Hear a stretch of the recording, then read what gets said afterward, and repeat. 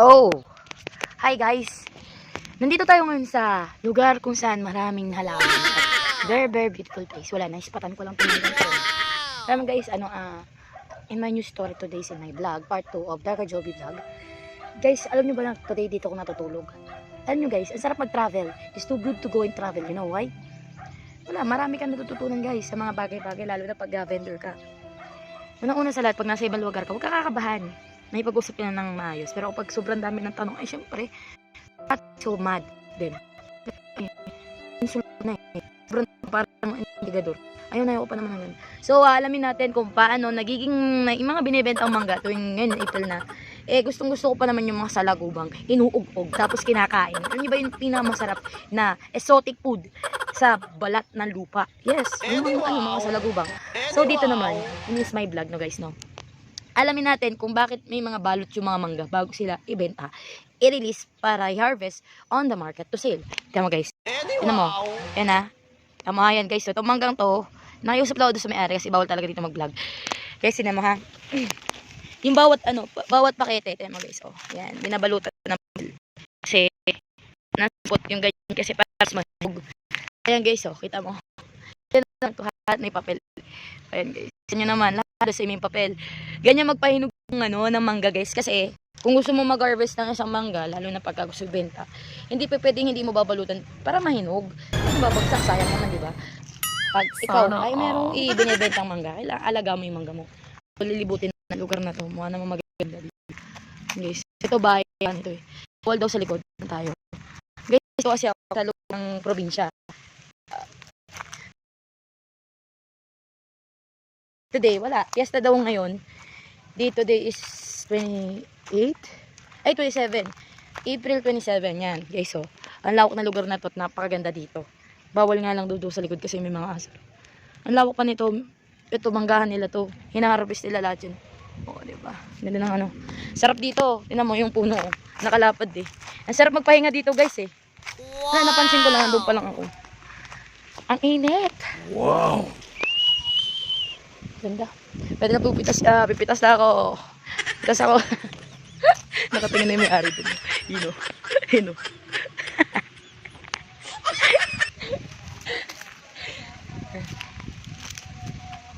Mga kakaiba tong ng puno to eh, no?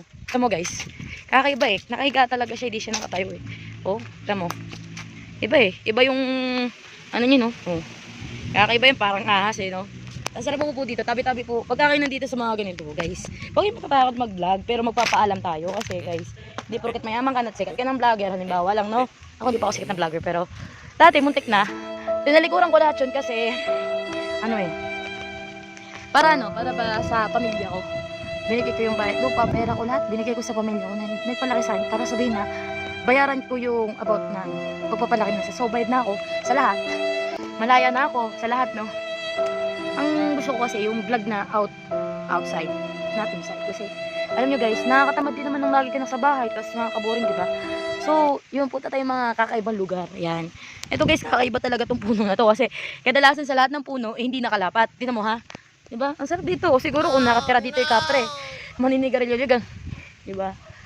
Ano guys, ito yung pinakamasarap na lugar na nakita ko. Natagpuan ko lang. Kasi napakalilom. Diba? Oh. Yung araw, tingnan mo, ganda ng pagkakaano ng araw, no? Diba? Today's vlog kasi guys, wala akong maisip na content. So, iniimbitahan ko ulit kayo guys. Na-cancel ngayon kasi itong April about today. Yung kanta ko, yung To Love You More. Kasi, nag-uusap-usap pa kami about sa, konsepto. So, wala pa rin akong costume din. Wala pa rin akong konsepto ng kanta kung ano ba to, kung rock and roll ba to, or this song is unique, about the sounds. Yun eh. Pero guys, hintay-antay lang tayo this May. I-release ko rin yung kanta ngayon. And after this, guys, puro vlog na lang tayo. Hindi po na tayo magko-cover. Yun yung pinakalas na cover ko, To Love You More. Dahil itong kantang to ay inaalay ko sa aking pamilya at sa lahat ng tao na unting-unting nandiyan pa rin sa akin, hindi ako iniiwan sa ere. So, alam nyo guys, hindi naman porket simpleng tawa ko, no?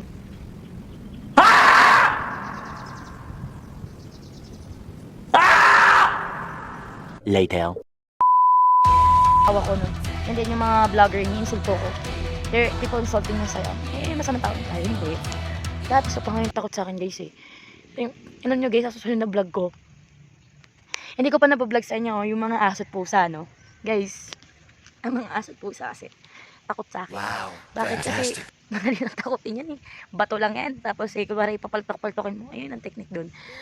About life. Guys, enjoy nyo lang yung buhay nyo. Yun lang sasabihin ko sa inyo. Huwag nyo kakalimutan na kaligtan na to God pray. Always go to church. You bring you go. Sabi na-area lang ako dito. Kahit saan naman ako lugar eh. Gusto ko nga nang pumunta ng Cebu o iba pa lugar eh. Sa Pilipinas eh. Area ako eh. Tinda ako eh. Gagawin ko eh. Yung gusto ko eh. Travel ako eh. Kasi guys, pag nagta-travel ka, nakakalimot ka sa mga nangyayari sa buhay mong disaster of love eh. Yan, family love yan. Love life, love yan. Pero guys, ipapakilala ko na yung bago kong boyfriend. May boyfriend ako guys. Wala na, kilala ko lang siya somewhere. Mabait naman. Mayaman. Guwapo. Hindi naman malaki katawan niya. Cute naman siya. Hindi ko siya pwede ilantad yung mukha pero ilalagay ko sa reels ko, sa Facebook ko. Ipakikita ko siya this week. Yes, post ko lang sa reels ko para makita nyo yung sino ba yung tinitibok na ng puso ko. So nahirapan na kasi ako sa sistema na malayo sila lagi silang wala. Mag-enjoy muna sila. Then meron din ako ipapakilala na bago kong girlfriend. Hindi siya taga Pangasinan, hindi din siya taga Tarlac, hindi din siya taga Laguna. Taga Cebu siya. Magandang babae din. Siyempre pakikilala ko muna yung bago kong mga jowa kasi nag-move on na ako kay Rendon pati kay Hazel eh. Kasi ang hirap nilang tag doon mahalin eh. Wala, nag-travel sila sa Thailand, di ba? So, nakala ko sinasapit ng Sarmi sila. Gusto ko lang nga sana mayakap sila eh. Mahalikan si Rendon. Mahalikan si Hazel. Alam nyo guys,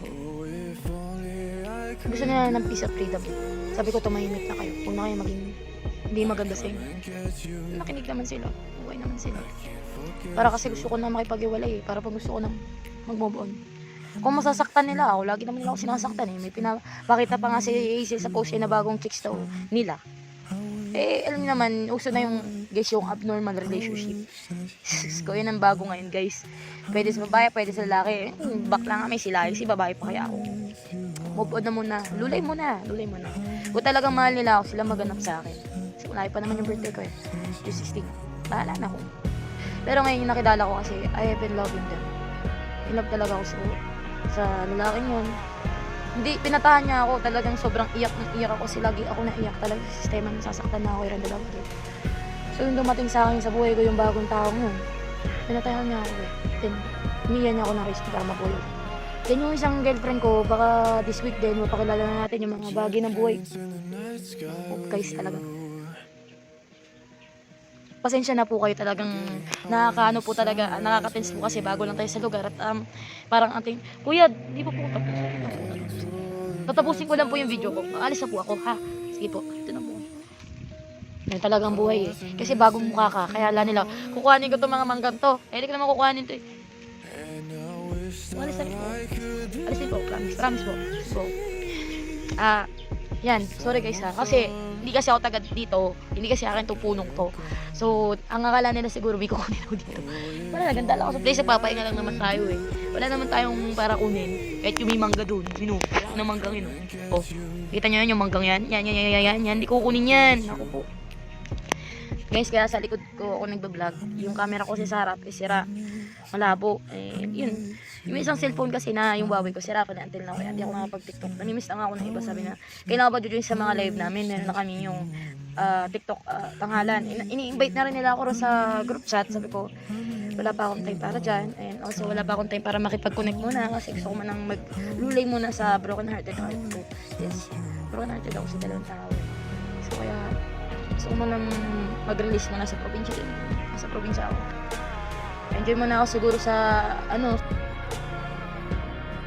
yun. After that, yun na rin ako ng Manila. Yes. I hope na maging aral sa inyo na just learn about love yourself.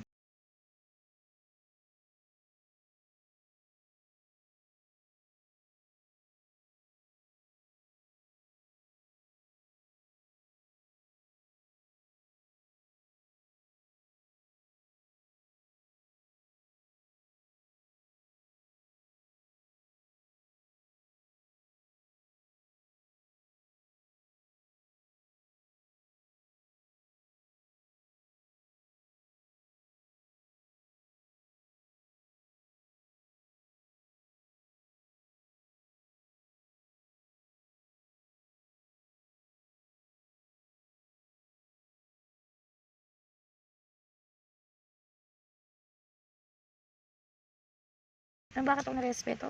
Sabihin ko lang doon sa mga natatakot sa akin at para katakutan ko kayo. Para katakutan ko kayo. Habang tumatagal natututo ako sa buhay. Para naman dyan sa mga tao gama dyan, shoutout at sa mga SRP at sa lahat ng mga may fraternity. Maraming salamat po sa pagtanggap niyo sa akin at paggalang sa akin. I always supporting you as you are. We are a hero in our life. Tulungan natin ang dapat tulungan at huwag kakalimutan na ang dapat tulungan yung karapat-dapat ng mga tao na pupursige. Huwag yung mga feeling mayaman, rich kid, pero wala rin namang kwentang tao.